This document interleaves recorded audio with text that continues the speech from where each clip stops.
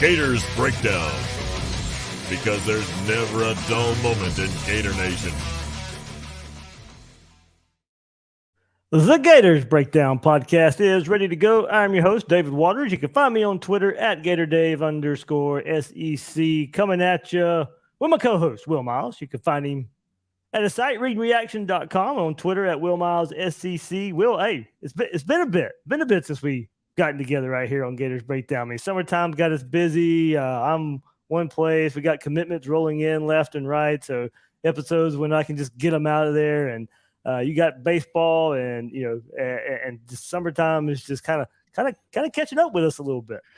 Yeah, man, we're only a couple of months away from the season starting. Like, we're actually below 2 months at this point before the season starts. It's really sort of crept up on me. Usually by the time July comes around, we're sort of in a slog and there hasn't been a whole lot of content, and we're sitting there searching for stuff to use and that sort of stuff. Has not been the case, especially over the last 2 or 3 weeks with this 2024 class. So, obviously the Read and Reaction magazine came out a couple of months ago. We're still selling that, but the sort of recovering from that. We're starting to get some stuff up on the site again now. So from here on out until the end of the season, should have some good stuff up there. Hopefully people enjoy it. Yeah, readreaction.com there. Will and Nick's work. You can find it there, YouTube, all that good stuff as well. Yeah, this episode here, Will mentioned, their preseason magazine. Well, we got the normal preseason magazines that have been out there for years, Athlon, Lindy's, and, not Gator-centric like the Read and Reaction preview, but the national look at the college football landscape. We'll get into it like we do every year right here on Gators Breakdown. Of course, we'll get the opposing coaches' views, always my favorite part to get into, and Will not really agreeing with everything those opposing coaches say after I sent him what they had to say. So we'll get into that, kind of where Florida is pegged to finish, order of finish there, and just some more storylines that I picked up on in the preseason magazines. But, hey, a lot to get into right there. Hit that like button, hit that subscribe button before we get started right here. That's how you can support Gators Breakdown. Leave those comments as well. Another way to support Gators Breakdown Plus, link is in the description there to join the Discord. A really good conversation. Bill Sykes has been on there, pretty active there recently. So you can go check out some recruiting talk there on the Discord. Link is in the description to join that. And, of course, as well, some merch. Gators Breakdown merch, a sale going on right now. 20% off for Summer Vibes 20 is the promo code at gatorsbreakdownmerch.com. Link is in the description as well for that. So, all right, Will, let's get into it then, straight to these preseason magazines, and I'll go ahead and pop it up. Order of finish. Hey, look, no surprise, Florida's not going to be picked all that high, of course, coming off the 6 and 7 season last year, but national ranking, some difference going along. Athlon has the Gators 49th in national ranking. Lindy's 32, bit higher on the Gators. And if you take a look right here, East and West, both magazines. Let's go to the Athlon side first. East, Georgia, Tennessee, Kentucky, South Carolina, 5th for the Florida Gators. 6, Missouri, 7 is Vanderbilt, but Lindy's a little bit higher, as I said. They have Georgia, Tennessee as 1, 2. They have South Carolina number 3, does Lindy's. Florida number 4, Kentucky 5th, Missouri 6th, Vanderbilt 7th. There are your East order of finish from both magazines. And Will, not much of a surprise. Of course, I think we expect Florida to be in this middle grouping right here. Georgia, Tennessee, of course, both magazines. I think you're going to see that when SEC Media Days rolls around as well. It's going to be Georgia, Tennessee as your clear 1, 2. But then I think you are going to have some questions, some observations of there's going to be a pretty tight grouping of Kentucky, South Carolina, and Florida. And when you look at these rankings, South Carolina not consistent with where they are at. Florida not consistent where they're at. Kentucky not consistent where they're at between these two magazines of Athlon and Lindy's. But 3, 4, 5, that's going to be those 3 teams. And we'll see where it shakes out officially. But no surprise to see Florida in that grouping of South Carolina and Kentucky. Yeah, look, I think Tennessee clearly had some holes that were covered up by Hendon Hooker, but those holes that were covered up by Hooker were less significant holes than some of the other teams out there. But look, South Carolina was able to exploit them last year when Spencer Rattler came in and played well. And so that, when you look at the Lindy's rankings where they have South Carolina third and then Athlon where they have them fourth, both in front of Florida, what they're really sort of counting on there is that Spencer Rattler is going to play better. He's going to sort of play like he did the last 3 games of the year rather than he did up until and through the game against Florida last year, because it's easy to forget, but Florida absolutely whipped South Carolina last year. And so the idea that these teams are that far apart, I think is is pretty far-fetched. I think they're all pretty close. I think you can pick any of them at 3, 4, and 5, and that's, I think, what you sort of see here with this ranking. The Kentucky one is a little bit flummoxing to me. I mean, you think about all the hype with Will Levis last year. I get they've got the transfer from NC State, Leary coming in at quarterback, but it's not like, I mean, they had a guy who was projected as this high draft pick, and one, he falls in the draft for a lot of different reasons, but one of it was his play on the field. But it's not like their defense was just like lights out last year at all. Kentucky had a lot of holes too. So you figure, if you're a Florida fan and you're looking at glasses half full, you're saying, all right, Joe Milton is a major step back from Hendon Hooker. You're also looking at it and saying, okay, do I think Spencer Rattler is going to be able to continue things? Kentucky, especially because you get him early in the year, is Leary going to be ready, and is that defense going to be ready? There's an opportunity maybe to get into that 2 spot. Now, obviously, Georgia, I think, is the class of the East. Everybody agrees with that. But they've had a lot of offseason stuff going on over there as well. A lot of unflattering articles coming out in the Atlanta Journal-Constitution this offseason, along with the fact that they're switching to a new quarterback. And as much as we used to like to make fun of Stetson Bennett, the reality is he won in the national championship game 2 years ago, and he's a big reason why they repeated last year too. It's hard to replace that kind of a quarterback. And so I'm not expecting Georgia to fall from number 1, but at the same time, I think we'll see a lot more close calls. I think we'll see them come a little bit closer to the pack. But it's hard to argue with this just because of where things finished last year. But the idea that, these preseason magazines, when they pick where the teams finish, tend to pick kind of pretty close to what you saw the year before. You actually see that when you look over in the West as well. Yeah, of course. So you go back to a year ago, and I think it was Georgia first. I think Florida was second, and then we'll see how upended it got.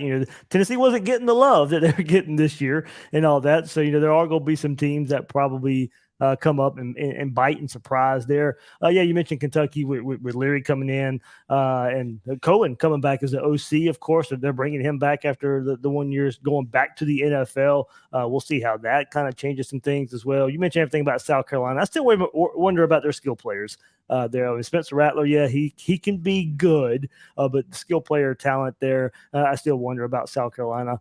But Missouri, Vanderbilt, Missouri getting some love, but not really here in this order of finish. I know some people were picking them maybe to be the sleeper team of the East there at Vanderbilt, even though getting that good win over Kentucky last year, getting that win over Florida last year, still being picked to be in the cellar of the SEC East. And let's move to the other side over here on the West, and maybe surprise, Will, maybe not. I mean, Alabama picked first in both. LSU wins the West last year. They're picked second. Could there be more of a question of swapping LSU and Alabama? And then you start getting into some difference right here. Athlon has Texas A&M pegged third, while they're fifth in Lindy's. Ole Miss getting a little bit of love in Lindy's when they're third there. Arkansas fourth on Lindy's, but they're fifth in Athlon. And they switched. They're 6 and 7 as well. Athlon has Mississippi State sixth, Auburn seventh. Lindy's has Hugh Freeze, not finishing dead last in the West in his first season. Of course, Auburn at 6 and Lindy's and 7 there at Mississippi State. But yeah, Will, I guess kind of maybe even just asking your opinion. And what do you think?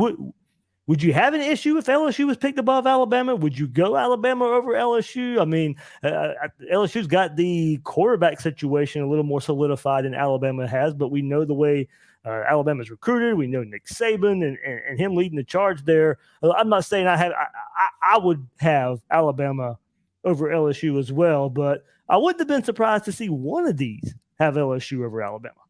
Yeah, I mean, this comes back to if you're betting and you've got Alabama correct. versus the field. Like, I think we might take the field this year.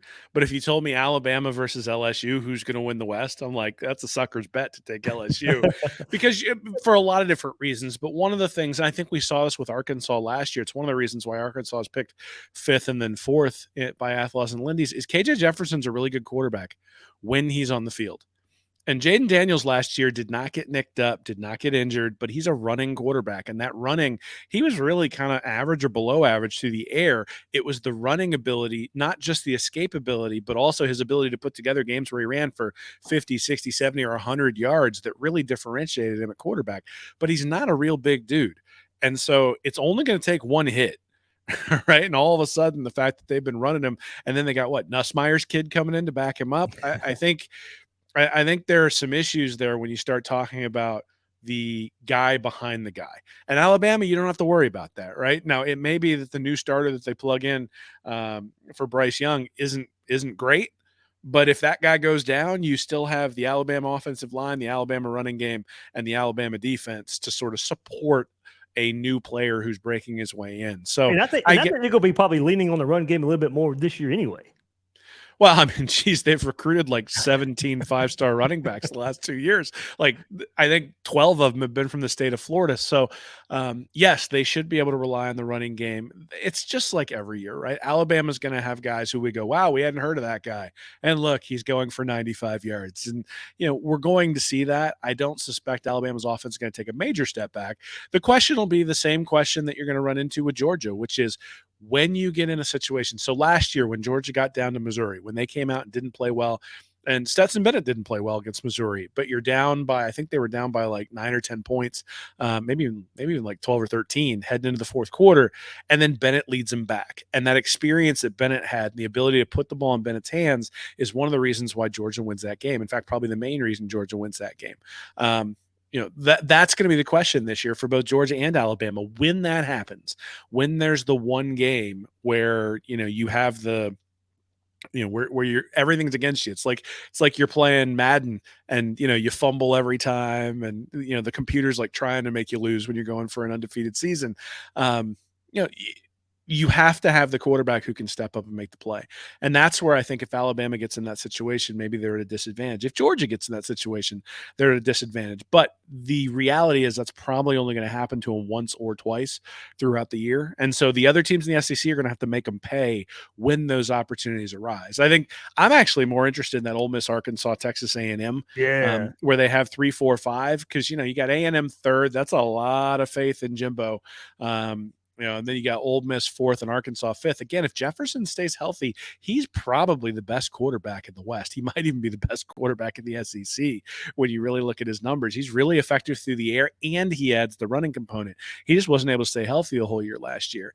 And I look at Texas A&M and I go, yeah, you got Bobby Petrino. I guess that's a Bobby Petrino pick there at offensive coordinator. Now that Jimbo's sort of giving up the reins. Yeah. And I like Connor Wegman at quarterback. That probably was a little more solidified this year with him. I mean, he's a decent player, but I didn't look at him last year and go, oh, that guy's a difference maker. Yeah. Like, I can remember when Peyton Manning came in for Tennessee and you went, whoa, like that's different. And, I can remember when Anthony Richardson a couple of years ago came in for Emory Jones. You went, whoa, like that guy's a difference maker. Now, look, obviously the Richardson era at Florida didn't turn out the way we wanted, but I think we all saw that talent. Wegman is a good player, but I didn't see like a difference making quarterback. Maybe I'll be wrong, but, and maybe Petrino can really put him in situations where he can win, and that's why they're up there. But this is one of those make or break years for Fisher, right? I mean, he's decided it's time to turn over the offensive reins to Petrino. But Petrino is also one of those guys who has like no scruples. So if halfway through the year everything's struggling, especially if the defense at A&M struggles at all, it's like, well, let's just let Petrino be the coach. Jimbo, go. We'll put you out to pasture. Like you can. I just want to know, you got to go into your point there. They got that Miami game early, but that's just one game I'm picking out because it's a big name opponent or whatever. But I mean, it's fourth quarter. There's 4 minutes left in the game. Say it's tied, it's close. I mean, Jimbo going to trust Petrino? I mean, that's where I'm at with this. It's very interesting. Like I'm higher on Texas A&M this year. I expect them to bounce back somewhat. I don't think they're a challenge for the West, but that dynamic there really interests me. In the early season game or any point in the season, there's 4 minutes left in the game. It's a tight game. It's going to happen. There's going to be some point in the season that happens. How does Jimbo play that? They just have to make sure neither one of them ends up on a motorcycle, and they'll probably end up okay this year. But I think the reality is every year you're going to pick Alabama to win the West. Yeah. And until somebody proves otherwise, you're going to pick Georgia to win the East. Not a surprise that either one of those guys are there. I think the interesting part is in both divisions that the 3, 4, and 5 spots, like you can make an argument for any of the teams to be in those 3, 4, and 5 spots. And so if you're going to look at it and say, what would a best case scenario for Florida be? It would be getting that 3rd spot, maybe sneaking into the 2nd spot if somebody really falls apart, right? I mean, there's obviously, look, Tennessee was 7-6 2 years ago, and then they won a bunch of close games. So if they lose the game to, if they lose that game to Alabama, that's a walk off. How does that end up affecting their season? They had a couple other close ones too. They obviously got blown out by South Carolina. So you start almost inexcusably let Florida come back and beat them. Yeah, I mean, so is it really an 8-4 team that happened to be 10-2 because they had a quarterback who could cover up some deficiencies? Well, look, I mean, Joe Milton's okay, but he's not Hendon Hooker. And Hooker had done it when he was at Virginia Tech and then kind of took a step forward in his 2nd year at Tennessee. But he had been a very, very good quarterback for years at that point heading in. Joe Milton hasn't shown that yet. So, you could end up where you've got a quarterback battle going on. You got Imaliva coming in there to Tennessee, 5-star recruit. All of a sudden, you get the pressure on Milton. You lose a game early, especially if you lose the game to Florida early. What does that do to the overall program? Does Heupel decide to make some changes because it's time to see what he's got in some of these younger guys? Like you can see, there is a scenario where, like Georgia's the only team in the East that I look at and say they've got stability. Everybody else, and you even mentioned Missouri with Drinkwitz. Like I'm not real impressed by him, but still, at the same time, like would I be surprised if they beat out Kentucky? No. Would I be surprised if they beat out South Carolina? Not really. But also, we're going to talk, I'm sure, about the level of talent at Florida. Mm-hmm. And there's nobody in here, Tennessee, Kentucky, South Carolina, Missouri, or Vanderbilt, that I look at and go, they've got significantly more talent than the Gators. Now, you might say they have more experience. You might say that they have more on-field production, but I don't think you're going to say they have more talent. And so, anywhere between 2 and 6 is probably a spot for Florida this year. And, a lot of that's going to come down to Napier and his coaches. Oh, there you go. That's going to be a little hit point for me later on in this episode. But Will, something we just glossed over here as we were looking at this order of finish. I did have the national ranking right here too as well. Athlon 49 for the Gators, Lindy's 32, so not too far out of the top 25 right there for Lindy's. Like I said, a bit higher on the Gators.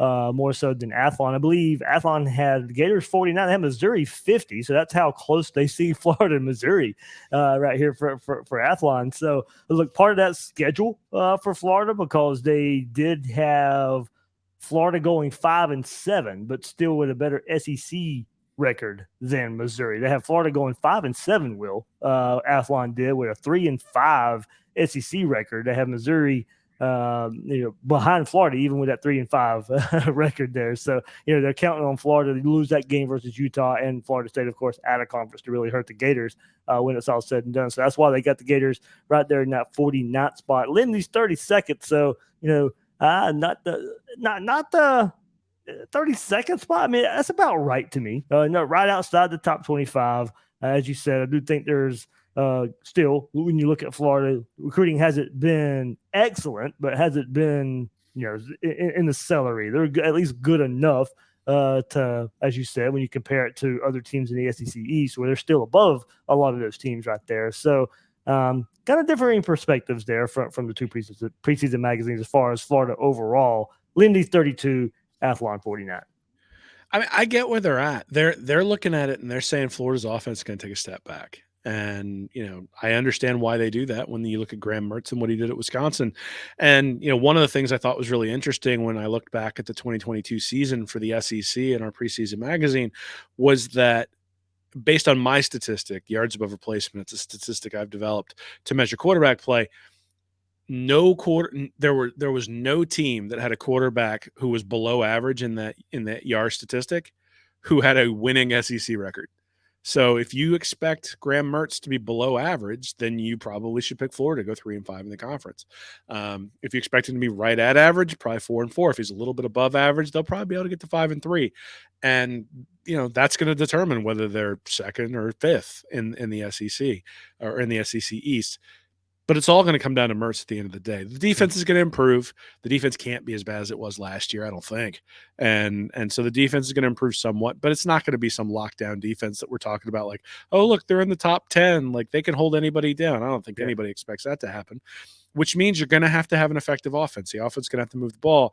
And based on what Graham Mertz has done so far, there's not a huge track record for that. And so I get why people would have him in that space. So, look, I mean, if they end up 7-6, then 32nd, somewhere in that 25 to 32 range is going to look good. If they end up 6-7, I think somewhere in the 35 to 45 range probably looks right. So a lot of it's just going to sort of depend on 1 or 2 games for Mertz. He's either going to have to play over his head or he's going to have to be consistently above average for the entire year. And I think that's where the concern comes in for most Florida fans. Yeah, plenty more to get in on Graham Mertz, the quarterback, too, from these magazines. A very interesting ranking for Graham Mertz that we'll get into here in just a second. But first, Will, my favorite part of this, I don't hide this every year about the excitement of what opposing coaches anonymously think about their fellow conference members here in the SEC. So, hey, let's get straight to the Athlon portion first. There's a summary I'll throw up out there on the YouTube version, but I'll read the whole thing for you right here. Quote, "This season is going to test a lot of people's patience. Head coach Billy Napier was never going to be Steve Spurrier, and he inherited probably the least talented overall roster in 20-some-odd years at Florida. There's a reason they ran off Dan Mullen. You're welcome. And it wasn't about his record. The lack of winning on those top guys in recruiting is starting to show up on the field. It could really be trial by fire for defensive coordinator Austin Armstrong with that schedule, because this is such a far cry from the level of defensive talent they had with Will Muschamp. They have some depth at running back. You can see where Napier wants to build along that plan and schedule he had at Louisiana. But are people going to be patient enough for that? The bottom line is that the roster doesn't look like it's from the state of Florida, and you can't fix that in 2 off seasons when you play in the SEC. I'll go straight to Lindy's as well. I think we'll combine these. So let's go to Lindy's summary right there on YouTube. Podcast version, I'll read you the whole thing. Opposing coach's view right here from Lindy's. Quote, "This is a big year for Billy Napier. It was kind of embarrassing to have a talented quarterback like Anthony Richardson and have a losing record. They had a lot of guys drafted, but they didn't play consistently well the whole year. They would flash and fail. He needs to get things turned around and show progress." Another quote here, just I'm assuming is a different opposing coach. "I don't see a lot of super talented guys on the roster. Richardson was a freak show, but he didn't play like a freak show, except in spurts. On my word, it's hard to evaluate their talent. The reason being recruiting was so abysmal before Napier got there. And then he lost really good players that were recruited from the top shelf. So there's a void there. That's not Napier's fault, but it's going to be his fault if he doesn't win." So overall, they will agree with us that there's not the talent that we expect to have at Florida. There was a serious recruiting issue under Dan Mullen, and we were criticized almost that whole tenure, Will. But I think you see it. It won out in the end. You're not going to beat Georgia. You're not going to beat Alabama. You might get close. You might beat them once out of every few years, but you're not going to consistently be a player in the SEC with that type of talent. So you make a change. You bring in Billy Napier. You start now. You're seeing the recruiting payoff in the 2024 class. But there is pretty clear. 2 out of the 3 statements here are talking about the lack of talent, the lack of overall talent Billy Napier had to work with when he walked in the door at Florida. Yeah, I mean, I take a little bit of an umbrage at that, just because if you look at the overall numbers, you look at the classes, you look at the guys who came in during the Jim McElwain era. I think Dan Mullen won with guys who were who were at the same level of talent, maybe slightly less than what Billy Napier was given. And Napier may have decided to push some guys out the door. Some guys may have decided not to play for Napier who were more talented. But at the same time, he's part of that. And I don't look at this team and go, oh, they don't have talent in different places on the field. I think there's depth problems at certain places in the field. I think, obviously quarterback is a spot you look at and say there's not some clear number one answer there. I mean, heck, I've been shilling for Max Brown now to get a look for 6 months. But, guys like ETN and Carroll and Montreal Johnson at running back, those are talented guys. You look at guys like Gene Wilson, Mizell, but even Douglas and Burke at wide receiver, along with Ricky Pearsall, like that's not like they're not without talent. Now there's dearth of talent at tight end, at least proven talent, but all the guys they brought in through the transfer portal on the offensive line, I just look at it and I go, is it like an Alabama or a Georgia squad? Absolutely not. But we knew that. Yeah. Like the question is, can you beat Missouri? Can you beat Kentucky? Can you beat Tennessee? Can you beat Vanderbilt? Obviously, that was a problem last year. And those are the types of things where I just look at it and I go, nah, this team is talented enough to beat those teams.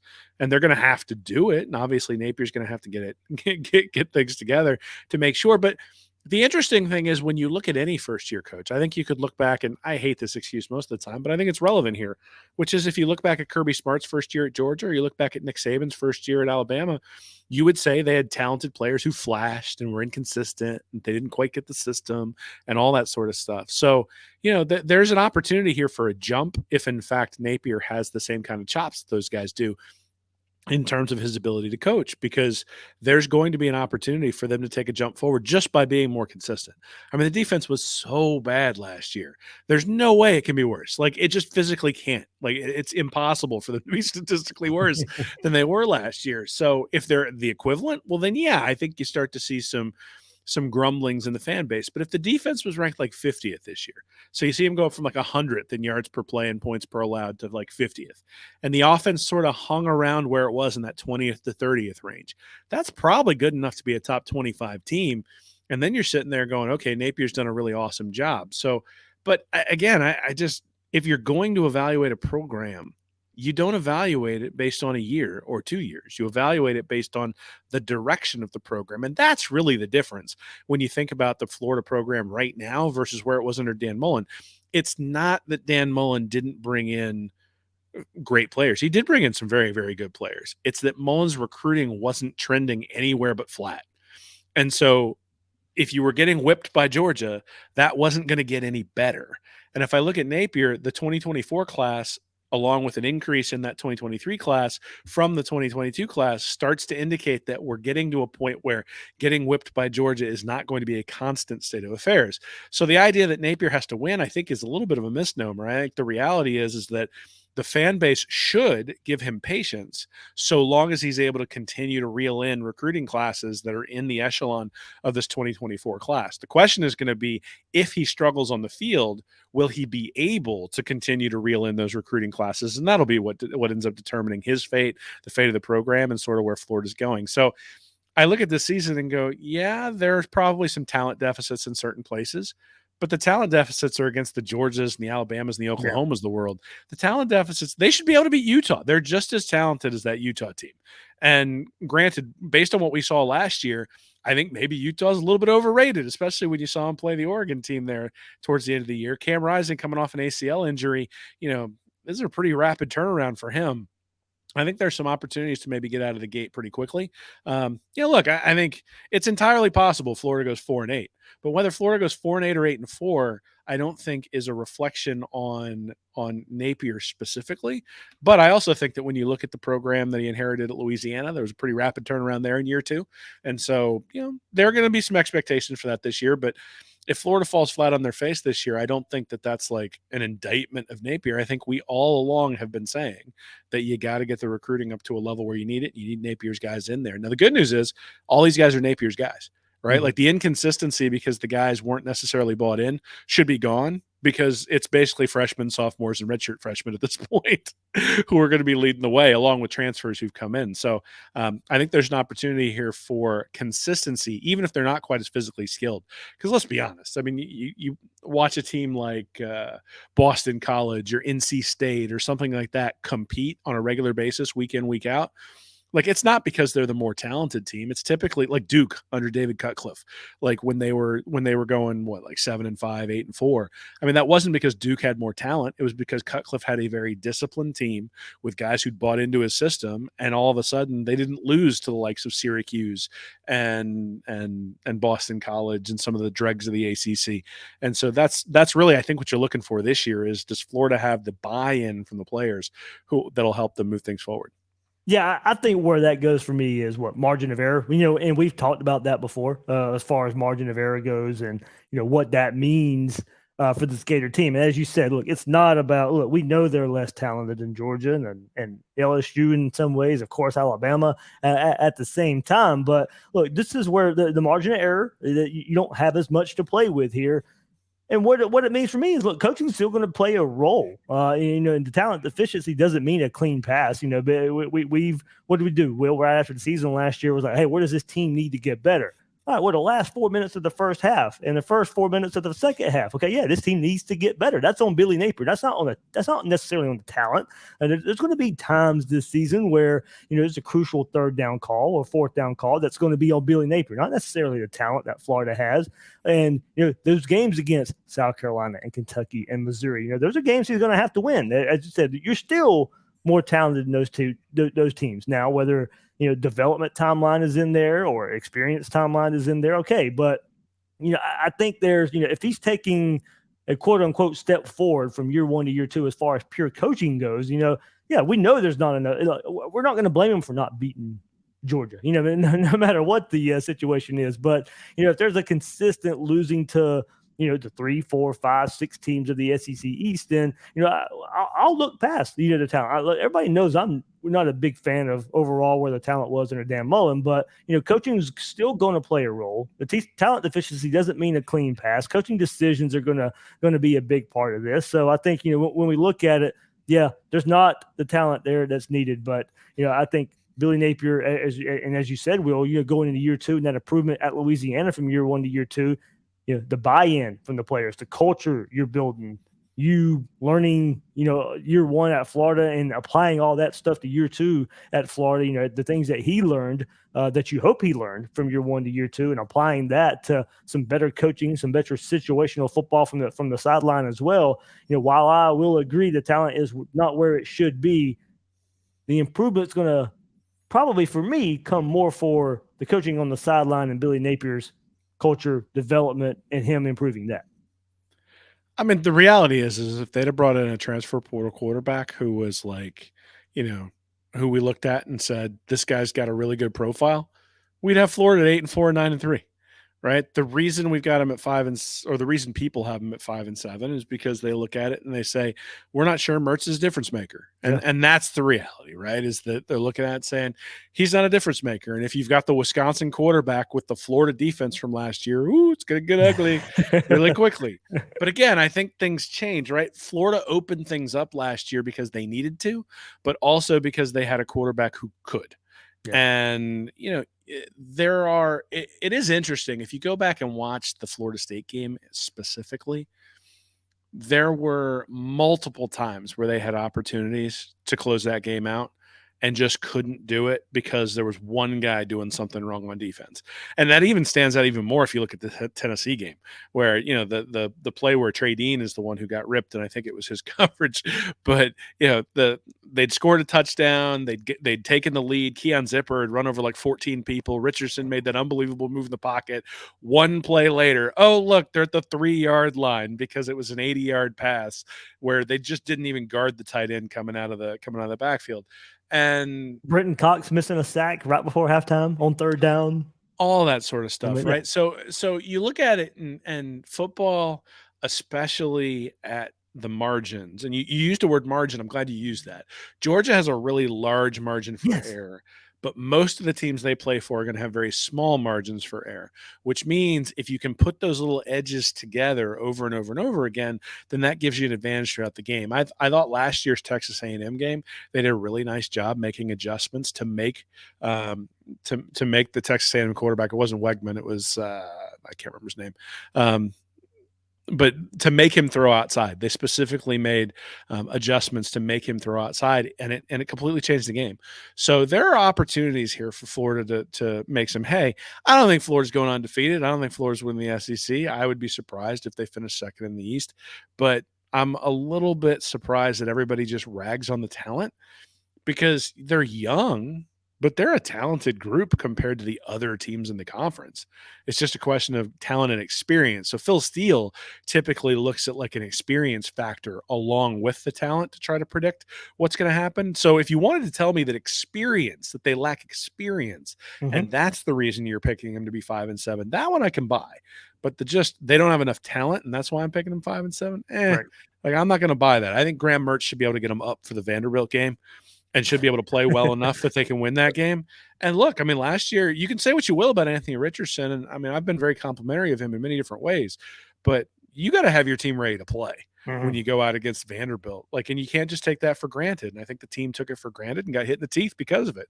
And, you know, I hate to keep going back to it too, but the Kentucky game as well. You can't have that performance versus Utah and then turn around the next week and have that.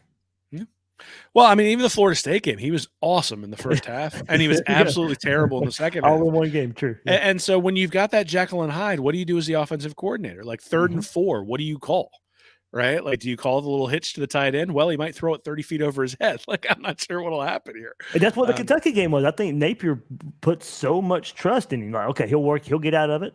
He'll get out of it. He'll get out of it. And he never got out of it. And maybe that's what we're talking about Mertz. Maybe it's just a little more consistent. At least you'll know how to play call a game because you know what you're going to get. We'll see. Mertz's film is a little bit sketchy. Yeah, I mean, it could be bad, and you could be wanting to run the ball 55 times a game. It's gonna look like a Will Muschamp offense this year, buddy. It's gonna be like just give it to Gillisley and give him like 420 carries. Like it's that's kind of what it was. Yeah, I mean, you'll bust a big play to make a difference somewhere along the line. But yeah, hey, if that gets us to 24, you know, I'll take it. I'll take it. But yeah, we'll get into more Graham Mertz in just a second. But we'll keep going program wide. I want to see if you want to agree with this. So Athlon put this, and this is a little longer excerpt, so I'll get the magazine here and read it. But they list programs under pressure. There's win now pressure building at these 5 former football factories. Miami, Texas, Texas A&M, Nebraska, and Florida. Programs under pressure. You know, and I think when you say programs, I won't disagree with it. I do think as a program, you know, Florida is under pressure. That doesn't mean immediate pressure. And they say win now. I don't think Florida's in a win now scenario. Billy Napier's not in a win now scenario. Now, this is Scott Strickland. I do think the program in some ways, you know, they have to hit. They have to nail on Billy Napier for this, you know, the pressure to subside. So I see where they're coming from, but I don't necessarily agree with the win now mentality part of it. But what they say about Florida.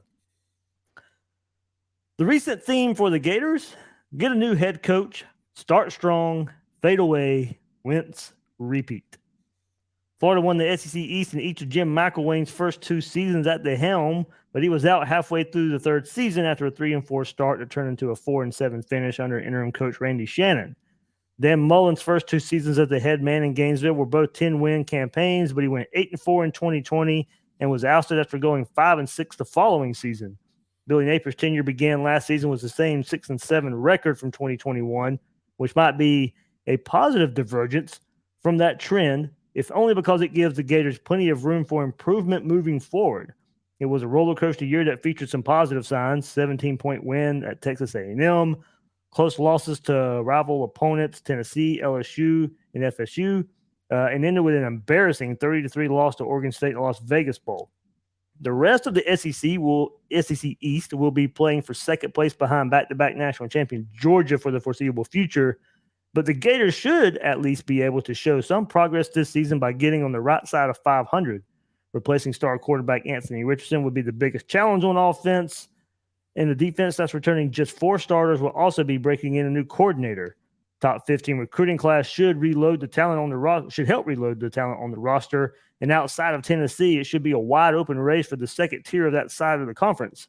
If they can weather the personnel changes on both sides of the ball, Napier's Gators could get this train back on the tracks. So a lot of what we already said, Will, of, behind Georgia, it is wide open right there before the SEC East. In this summary, I thought they did a pretty good job of describing the roller coaster of last year, how it did start different for Billy Napier, not getting off to that fast start. There's room for improvement. We know by now, when this summary was written, of course, Florida's recent track record of recruiting hadn't happened yet. So that's going to buy Billy Napier a little bit of time as well. But kind of going back to the original point, Scott Strickland, Billy Napier, it's not a win now mentality, but it is, I will agree, of a program under pressure.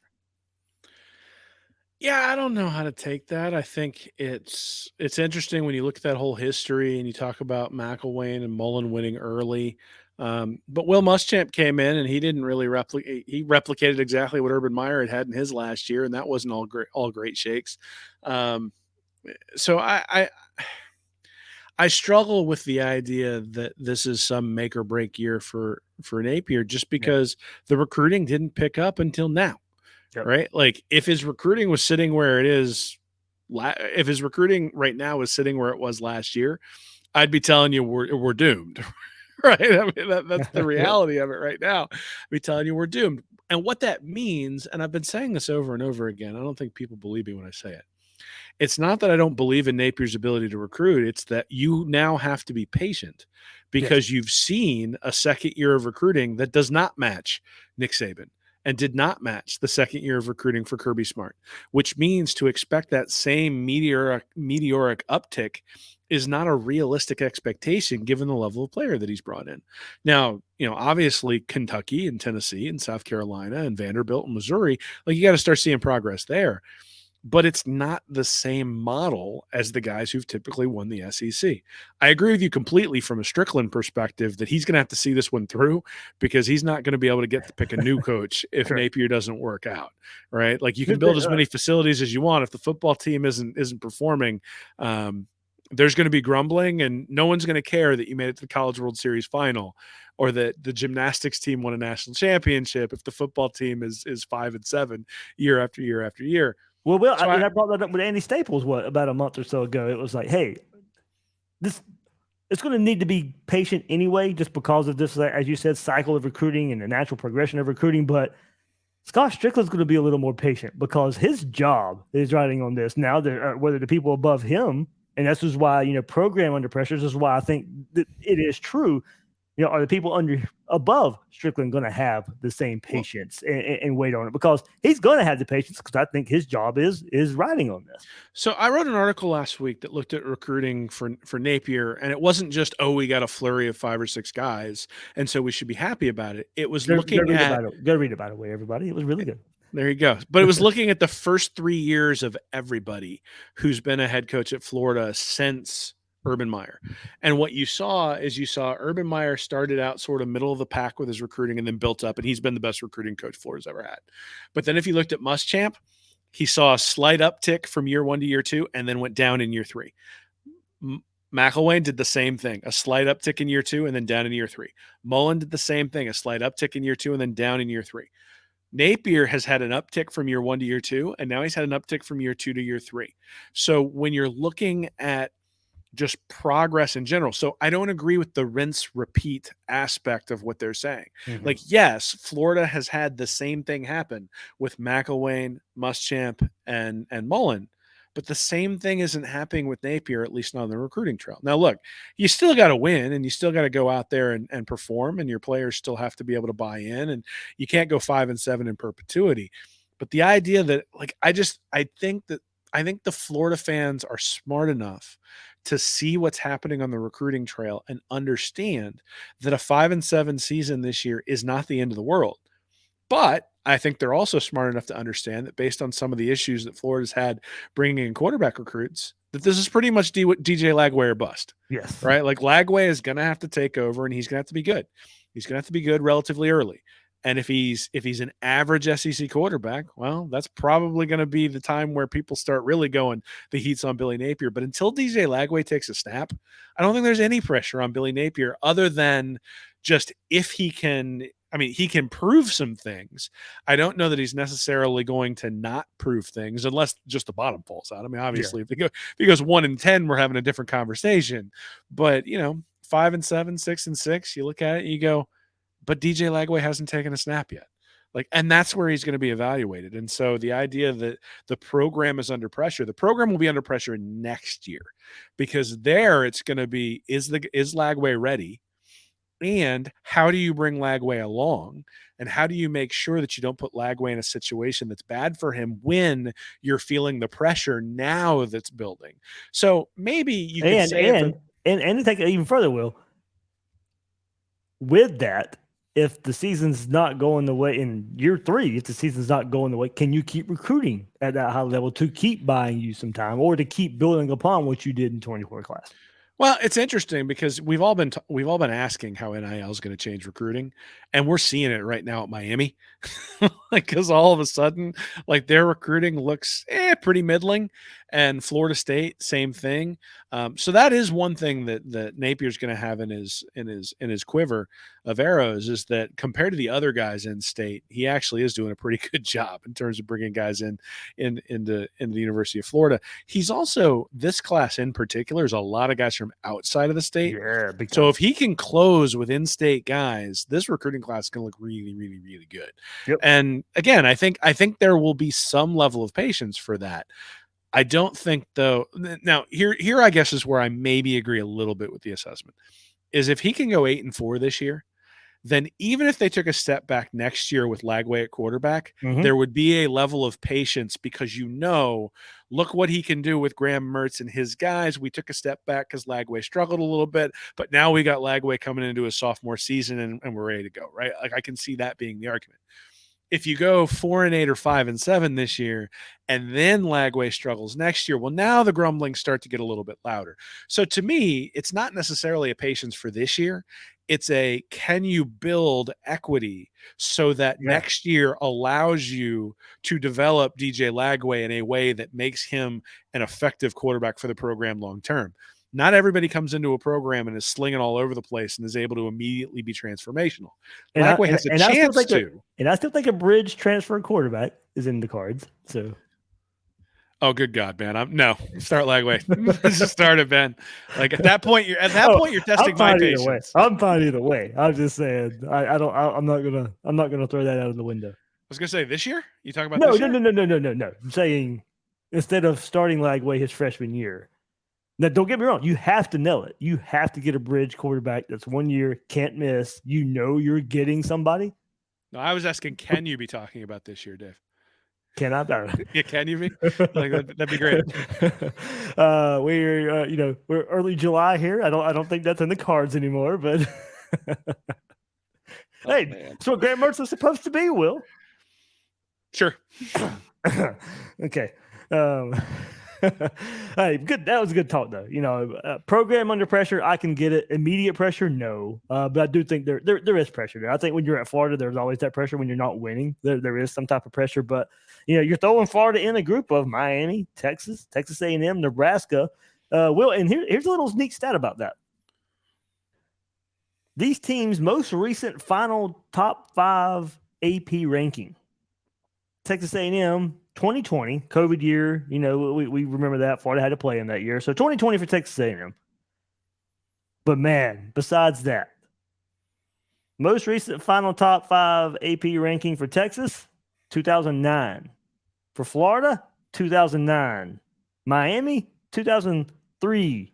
Nebraska, 1999. So, these are teams we grew up with dominating college football. And it has been quite some time since they've been among the nation's best in any consistent manner.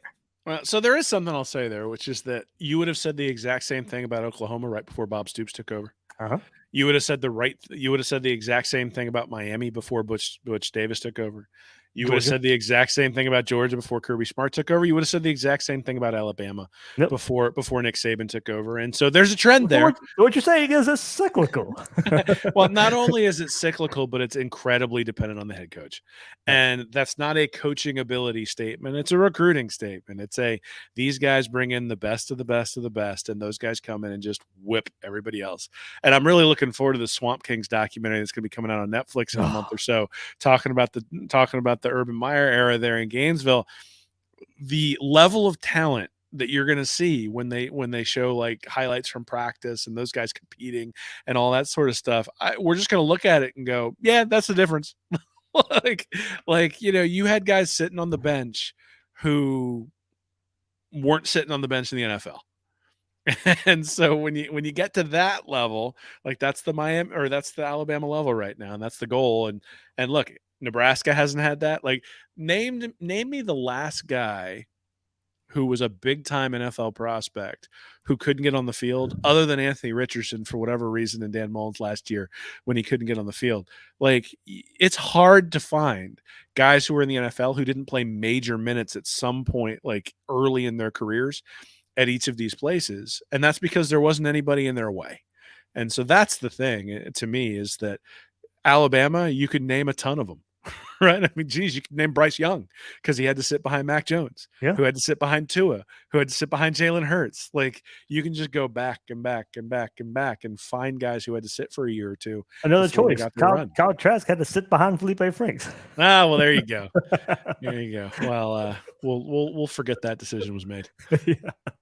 That was different. That was a mess up. That wasn't. I don't know, man. A lot of the beat writers said Trasky looked really good in all of the camps, and that was probably a buy-in choice, not a performance choice. But anyway.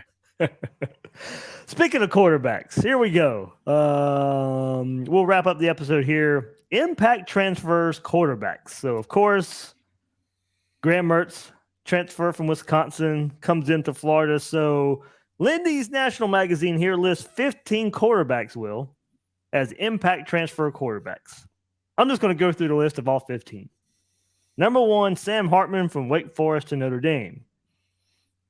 Number 2, one that should be of note, Devin Leary, NC State to Kentucky. Have him as the second impact transfer at the quarterback position. Number 3, Brendan Armstrong from Virginia to NC State. Number 4, DJ Uiagalelei from Clemson to Oregon State. Shadur Sanders, Jackson State to Colorado. Number 6, Tanner Mordecai, SMU to Wisconsin. 7, Cade McNamara, Michigan to Iowa. That's an interesting one there. 8, Hudson Card, Texas to Purdue. Number 9, Spencer Sanders, Oklahoma State to Ole Miss. Number 10, notice I said 15. We still have not gotten to Graham Mertz yet. Number 10, Kedon Slovis, Pitt to BYU. Number 11, Taylor Buckner, Notre Dame to Alabama. Will, prepare your mind to be exploded here. Number 12, JT Daniels, West Virginia to Rice. High impact there, buddy. Number 12, by the way. Number 13, Phil Yurkovich, Boston College to Pitt.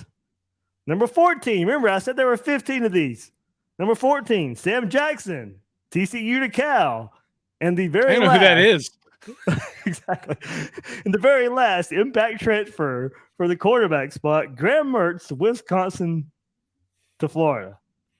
They have Graham Mertz behind JT Daniels from West Virginia to freaking Food Rice. And I can't wrap my head around that one. Now, don't get me wrong. I'm not the biggest Graham Mertz fan. I've kind of talked myself into a little bit Wisconsin holding him back. But what does that mean for Florida? That doesn't mean I'm completely sold on him. But to have Graham Mertz behind JT Daniels going from West Virginia to Food, I just can't. I cannot wrap my head around that. So I got a few comments here. The JT Daniels one is ridiculous. And I really kind of wish you had prepared me, because then I could have had statistics to back up the fact that JT Daniels has sucked everywhere he's gone, and now he's an impact transfer. But to Rice, how is that more impactful? There are two things I think that I want to make from an observation. So there are two things that I want to make in terms of comments here. One is that if you have to go in the transfer portal for a quarterback, apparently you're screwed. Like like like I'm not sitting here looking at any of these guys going, "Oh yeah." The other thing is You know what? Uiagalelei has a You career know, I quarterback don't think rating the of staff 125. the staff felt the What's that? same way. I think the staff felt the same way. I think with this transfer portal class. Well, I mean, Uiagalelei has a QB rating of 125.1 in his career. Graham Mertz, 127.7. 59.8% completions for Uiagalelei, 59.5 for Graham Mertz. Now, if Graham Mertz plays like Uiagalelei, we're still probably screwed because Uiagalelei hadn't been that great. But the idea that you're sitting there, like, that's really what we're mincing. You know, we're making judgments on the difference between those guys who essentially have the exact same statistical profile.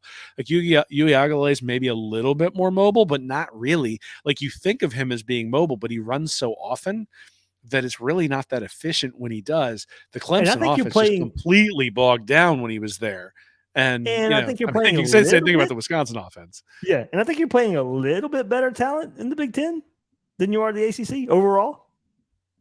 Yeah, well, what I will say is that Uiagalelei had better talent around him No, than very true Graham there Mertz too. did, Yes. right? So, like, from the standpoint of, like, are you playing a team like when you're playing Iowa, are they more gifted than when you're playing Notre Dame, or more gifted than when you're playing Florida State? Maybe, maybe not, right? I mean, those are pretty close. But I think what you can say is that the guys who are blocking up front and the guys at wide receiver and Will Shipley at running back and all those sorts of guys are far more gifted than the guys that Graham Mertz had. So now you're actually starting to get me on the Mertz train a little bit here, Davey. Just, talking about Comparing. comparing to all those things. Now, I mean, look, I think there's two things. One, the Florida fan base is pretty rabid, so putting Mertz 15th behind JT Daniels does sort of tweak the fan base a little bit. Probably get some comments there for the magazine. The other thing is, I think they're talking about total play in general. Look, Devin Leary's been pretty good at NC State. Can he continue that at Kentucky? That's gonna be a big question. But Nick Knudsen did a really nice job in our preseason magazine, where he looked at all the transfers who had been associated with Florida over like the past 5 or 6 years. And it turns out none of them make an impact when they transfer in or when they transfer out. Like Dan Mullen, for all of the warts, got a lot out of the guys that he had transfer into the program. Guys like Van Jefferson and Trevon Grimes. Jefferson was early on. But I mean, even guys like Adam Schuler, who came in and were contributors on the defensive line. And one of the reasons why he wasn't able to maintain his success is he just could not continue that, right? When Truesdell and Daquan Newkirk and Valentino there on the defensive line, like, they were okay, but they weren't impact guys on the defensive line. And so things started to fall apart. And, there just was not the ability to bring in guys through the transfer portal to fill all those holes. And I think that's really the story. I think people look at it and say, oh, we need to fill it through the portal. And look, if Florida brought in another quarterback through the transfer portal, I wouldn't be like heartbroken. In fact, I'd probably be pretty excited that they brought in another quarterback through the transfer portal. But I think, we talk about Mertz because we see his Wisconsin profile and we say, all right, well, I don't know that he's necessarily going to be all that great. But you look at Uiagalelei and his Clemson profile, and I don't know that he's going to be that great. You look at Leary and his NC State profile, and you're like, well, it's a big difference to go to the SEC from throwing in the ACC. And is he supposed to be better than what they were hyping Will Levis up to be the last couple of years? All that stuff. So I'll be surprised if any of those guys are really, really, really high impact. Maybe you could make a suggestion that Leary is going to win some games for Kentucky and they end up a little bit higher. But you're making me feel better about Graham Mertz, except for if we then list the quarterbacks in the SEC, I start to feel a little bit worse about Graham Mertz. So it really is sort of a question of it's degrees, right? Like, if you're evaluating Napier and his program and his staff in terms of who were they able to bring in through the transfer portal based on who was available, I think we all looked at Mertz and we're like, really? That's it when he came in? But I think when you look at it holistically over all the guys who were available, it's actually not a, he's a solid option considering I think Hartman was the only one that really, that went into the portal that there was some talk of there might be an interest, and he, there was the little bit of a secret injury and all that kind of stuff happening, and his injury history as well. That might be the only other name. That I agree, but Leary, he's got his own injury history there too. So the top two, have some injury scares when you go along the top. So yeah, I mean, and from what I could gather, asking around, Napier also was not too crazy about the quarterback class in the transfer portal. Once there was the talk of Michael Pratt transferring from Tulane, and that was probably going to be the guy, but he never officially hopped into the portal. Once that didn't happen, I think it was all right. Who can we get, and who do we think is the best to get from the available pool? I just can't believe Billy Napier didn't bring in JT Daniels. I mean, honestly, he's such a high impact guy. Should have brought him in to be. He was a Heisman contender at Georgia. I mean, preseason. Yeah, exactly. Though I don't know. Maybe we shouldn't be so down on JT Daniels. If he'd have played, they might not have won the national title the last 2 years. I know. Exactly. Come back to Georgia, JT. Like, there's still some playing time. Who was the other kid that they brought in from Wake Forest who was an automatic Heisman contender at Georgia and never remember? Didn't he? Oh, yeah. Then he decided not to play. Oh, his name escapes me now. All right, hold on. I know exactly what you're talking about. Yes, but this is going to get on my nerves until I find this. So let me do the quick. Well, this should actually probably be a lesson that whenever you bring in a transfer, Newman. there you go, Newman. Yeah. So this should be a lesson to us: is that whenever you bring in a transfer quarterback from Wake Forest or NC State, maybe you should take that with a grain of salt. And look, I think I'm not expecting Florida to go 10-2. But I'm not expecting them to go 5-7 either. And I think it's interesting to put them down there where the magazines have them. And I understand how you end up in that place, but it ignores some of the questions that exist for some of these other programs that, in fact, I think you might be more likely to go 5-7 next year just because of the brutal schedule that they've got. I mean, geez, could they have given Florida a worse schedule for 2024? It's like, it's going to be awesome for fans who get to go and watch a marquee matchup every weekend, but Oh, you have it prepared. Yeah, I had it prepared. I still had it in the graphics bank right here from the episode. But yeah, you're right. I mean, we're talking 2023 here, and what it could be record wise, and then maybe trying to build some equity. Well, you might need that equity for the 24 season, as you mentioned. Home games: LSU, Texas A&M, Ole Miss, Kentucky, Miami, Samford, UCF. Away, Georgia and Jacksonville, of course. Texas, Mississippi State, Tennessee, FSU. So, yeah, you hope 2023 you built some equity there. I mean, look, it's going to be an exciting season. Just there's a lot of good games here. Florida's going to be in those games, especially year 3, Billy Napier and ETN in his junior year, Shamar James in his junior year, Chris McClellan in his junior year, 3 years of development along the offensive line there for Florida. We'll have to figure out the quarterback spot, of course. Austin Armstrong probably in his second season as a DC. So there's a lot to be excited about in 2024 that, you hope 23 is just, we get through 23 where we're somewhat content, and we might need that content there with that 24 schedule. Dude, you should be in the playoff if you go 10-2 against that schedule. That is brutal. And that is the first year of the expanded playoff. So if Florida is 10-2, the expanded playoff, you should get in 9-3. Like that schedule's brutal. I mean, Georgia, Texas, Texas A&M, LSU, Tennessee, FSU, and Miami. Samford, Samford is the only in their lower division, of course, but everybody else now, because of UCF's move to the Big 12, everybody besides Samford is a Power 5 opponent. Well, that Samford game might be a key though, because if Austin Armstrong gives up 50-something points, then he might have to kick him out like we did Grantham. That was that the first game without Grantham? Oh my God, it was hideous. Whatever it was hideous. Christian Robinson's first gig. Yeah, I think you're right. Huh? Rinse, repeat. Why would we have ever done that? Like, why would we have decided that was not the brand of football that we wanted to see? I can't imagine why. I said we were done there, but we'll keep it national right just quickly. Next time we get together for Preseason Magazines, we'll go deeper into Florida players. But in the last national look, top non-conference games. So as down as they think on Florida, now they did say Lindy's does think a little higher on Florida. Top non-conference games, they do have the Gators with 2 of the top non-conference games in the country. So that would be If I wrote it down right, that would be Florida at Utah as a 6th ranked at a conference game, and Florida State at Florida, number 8 of the top 12 non-conference games. So, they got Florida not ranked.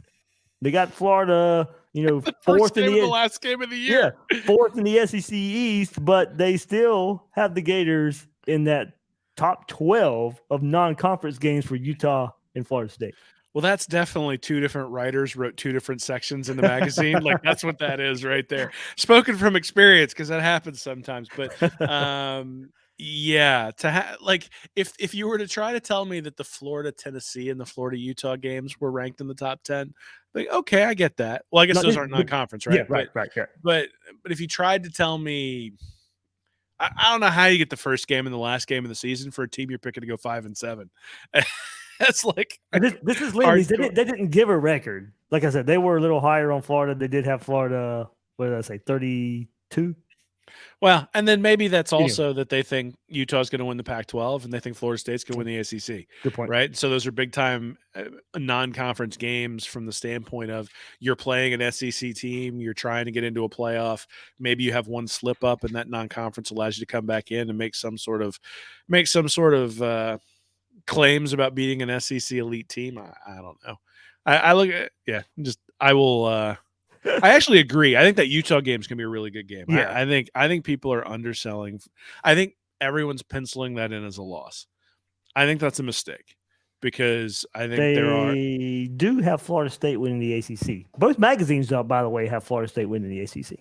We'll see about that one. I got the same comment about Florida State that I did about LSU, which is that they got Jordan Travis took a lot of hits last year, and are they going to be able to keep him healthy? Done in his whole career. Yeah, but are they going to be able to keep him healthy? Mm-hmm. And who's behind him if something happens to him? And this goes back to the stuff we talk about with recruiting all the time. If you got somebody behind Jordan Travis, when Jordan Travis goes down, who can at least sort of steady the ship, then okay.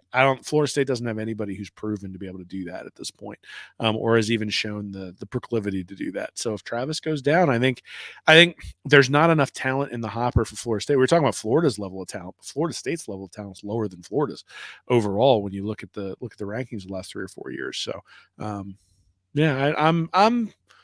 the non-conference games are actually what kind of give me hope this year, because I think in-conference is going to be rough. I think 3 and 5 might actually be right for in-conference, just because when quarterback play is, like I said, when quarterback plays below average, you usually end up below 500 in conference. But I also look at it, and I've got, you've got the 2 cupcake games against Chattanooga, and I can't remember the other one. Eastern, no, that's not middle. Who's the other one? McNeese State and Chattanooga. And then from there, it's the non-conference games on either side. They're going to make or break your season, right? Because you're basically sitting, if you go 3 and 5 in conference, you win the 2 cupcakes, you're 5 and 5. And now it comes down to what do you do against Utah and what do you do against Florida State? So, hey, I've talked myself into it. These are big time non-conference games because it's going to be make or break for Billy Napier. Yeah. And as you said, season opener, season finale. I mean, so for at least for the Gators there, but Ohio State, Notre Dame, number 1, LSU, Florida State's number 2 for the second top non-conference game in the country, by the way. Notre Dame at Clemson is number 3. So you got Notre Dame pretty heavy at the front. Texas, Alabama is number 4. I'd have that above Notre Dame and Clemson, but USC, Notre Dame is 5. So yeah, Florida, Utah, Texas A&M, Miami, Florida State, Florida, BYU, Arkansas, Washington at Michigan State, number 10, Colorado at TCU, and Army, Navy, 12. So there we go. I can't believe with Devin Leary transferring in that Kentucky isn't in that list of non-conference. Yeah, Kentucky, Louisville. I mean, come on, we don't get no love. Well, we know. I don't know. Is Lamar Jackson there? I'm not interested. I don't know who Kentucky's other out of conference games are. So, nor do we care. Nor do we care. But can I flip to it fast enough to find this out, or do we care? I don't. Well, I mean, for the Heisman campaign for Leary, I suppose it's. Oh, there we go. Yeah. All right, now since I've teased it enough, I guess we got to find it, huh? Yeah, but they got Louisville. of course. But do they ever play anybody else out of conference? I doubt it. I can't. Then again, if you were Stoops, would you play anybody out of conference after having to play in this conference? No. Ball State. Oh, there you go. Here's our first 3 games. Wait, yeah, first 3 games of the season. Ball State, Eastern Kentucky, Akron, at Vandy, and then Florida. That is their schedule before Florida. Well, they should be 4-0. Holy moly! Ball State, Eastern Kentucky, Akron, at Vandy. I'm telling you, whoever bought season tickets for Kentucky needs to ask for a refund or a discount or something if that's the home schedule. Yeah, they have Florida and Tennessee at home and Alabama at home. So okay, they get a rebound, but still to open up the season, Ball State, Eastern Kentucky, Akron. Jesus, like they never play anybody. They never play anybody out of conference. Nah, this reminds me. So Muschamp's first year, I actually went to Lexington to watch Florida play. Yeah. I got a buddy who lives pretty close to there, so we drove to his place and then drove down together to Lexington for the game. And I think Florida was 3-0 going into the game, and Kentucky was 3-0 going into the game. And boy, did all the frat boys talk a bunch of crap as I was walking into the stadium wearing all my Florida gear.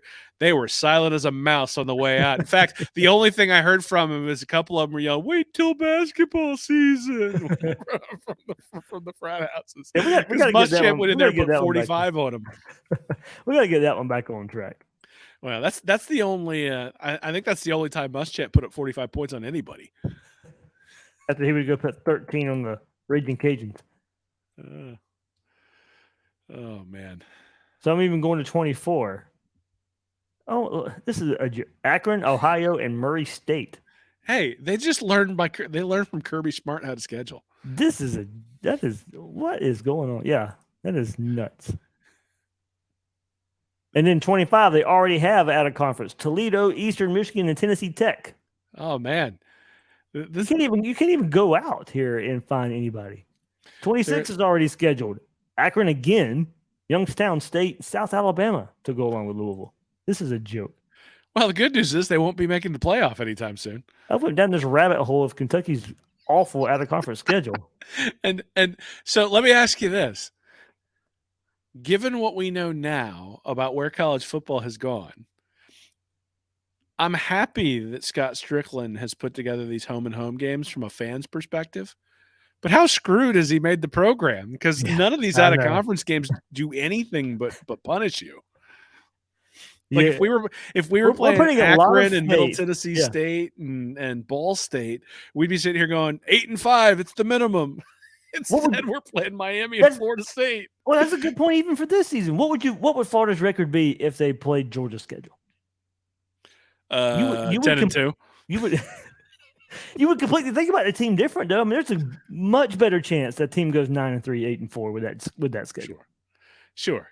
But I mean, you still got to beat all the teams in the SEC East, right, which has been a challenge for Florida in the past couple of years. Yes. So, look, I still think we would look at it and we'd be hedging and going 7-5, 8-4, somewhere in that range. But yeah, I mean, look, I think Vegas's win total wouldn't be 5.5. Well, it will be ironic with all of the. I mean, so Strickland clearly responded to the fact that there were not sellouts in the stadium and decided to go all in with scheduling these back-to-backs. We got Notre Dame coming up, Colorado. Colorado with Deion Sanders can be pretty good. You got, I think, Arizona State is in there too, and then you got Cal, and you had Texas, but I'm sure that's going away now. And then Utah, and all that stuff. So good on him for generating interest. I mean, I took my son to the Utah game last year; it was awesome, right? But what does it do overall? Does it help you build the program? And look, I think you want to be out there and you want to compete and all that stuff. At the same time, like the SEC schedule is a gauntlet, and if you're tired by the time you get to the end because you've played all those non-conference games, and you're not going to be able to run away from the Florida State game, so that's always going to be there. So then, how do you schedule those things and make sure that you're doing the right thing? And historically, even if you look at like the Urban Meyer years, historically, what they would do is when Florida State was at home, that was when they would pick up the second out of conference game that was a little bit difficult. So I think it was 2008, they played Miami at home. And then they played Florida State on the back end. Okay, that's fine because those were both home games. And they tended to play the cupcake the years they had to play Florida State on the road. Obviously, they're not doing that right now because you had Utah last year and Florida State on the road, and then you got Utah on the road this year and Florida State at home. They're obviously alternating home and away.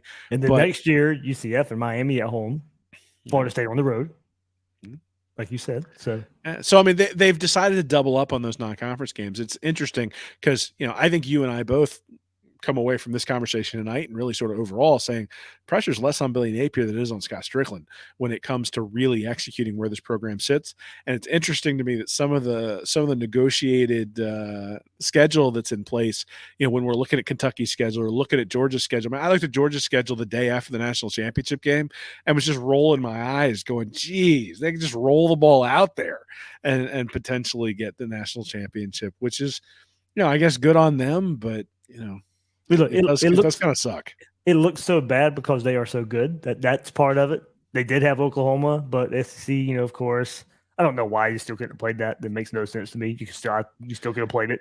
You find some way. You don't schedule Georgia and Oklahoma early in the SEC rotation then. But all I know is when they drop one game, I will be leading the charge of Georgia's schedule sucks. They shouldn't be in the playoff.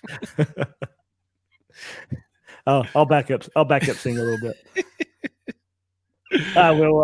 Anything else coming up on Reading Reaction since getting back in the routine of the site? Yeah, so I actually have a Utah preview coming up in the next few days. Haven't gotten it up there yet, but I'm really fascinated by that one. I think that one's really interesting. So some reasons why fans should have some hope going out to Salt Lake, and if you're out there and you were able to finagle enough vacation time to get out there on Thursday, might be some reasons for you to be happy or at least have some hope while you're heading out there. So that'll be up there next week or so. Yeah, well, we'll continue this preseason magazine. I'll have Braden Gall from Athlon on soon. Like I said, we'll go deeper into a lot of the players and all SEC, all that kind of stuff for the players and around the SEC as well. But we did a pretty good zoomed out national look here for the Gators and kind of where they're at among the nation and around the SEC. But always fun.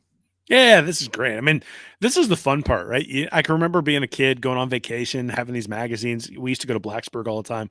So my family's from Virginia Tech area. And, you'd go to the bookstore and you'd find the preseason magazines and buy them and take them to the lake house. And all of a sudden you're sitting there reading about what's coming up. Get your 2 pages on your favorite team and read about what's coming up. And, this is always just that fun time of year. Like I said, less than 2 months, man. Yeah. Like you and I are going to be about as busy as you can be coming up in like 4 or 5 weeks. And, this is a fun part of the year. Yeah. So SEC Media Days around the corner. And that's kind of the kickoff. Florida hits, look, we're in July. Florida hits fall camp last week of July. So, we're in a football month. So get ready, guys. Time to buckle up the chin straps. Gonna go. We've been talking about what might happen for months now. It's kind of cool to be getting to the place where all of a sudden we'll be able to talk about what happened. And that's all that, like, you and I talk about recruiting. We know it's important. We look at it and analyze it and stuff like that. We look at the transfer portal, who comes in, all that sort of stuff. But the really fun part, I think, for you and I is analyzing what's happening on the field as it's happening, seeing the games, and honestly, the community that comes with watching the game, like the community you've built through Gators Breakdown Plus, the community that we both have through Gators Breakdown, like all that, really makes it fun once the games start. So, nothing beats it, man. It's like Christmas every Saturday once fall starts. Absolutely. We'll talk about that community, of course. Absolutely. Gators Breakdown Plus. Link is in the description. We can keep that community going during games, out of season, during season, all that good stuff. Link is in the description. Hit that like button, hit that subscribe button if you haven't done so yet. And that'll do it for this episode of Gators Breakdown. I am your host, David Waters. You can find me on Twitter at GatorDave_SEC. You can find Will, readingreaction.com, on Twitter at WillMilesSEC. And that'll do it for this episode of Gators Breakdown.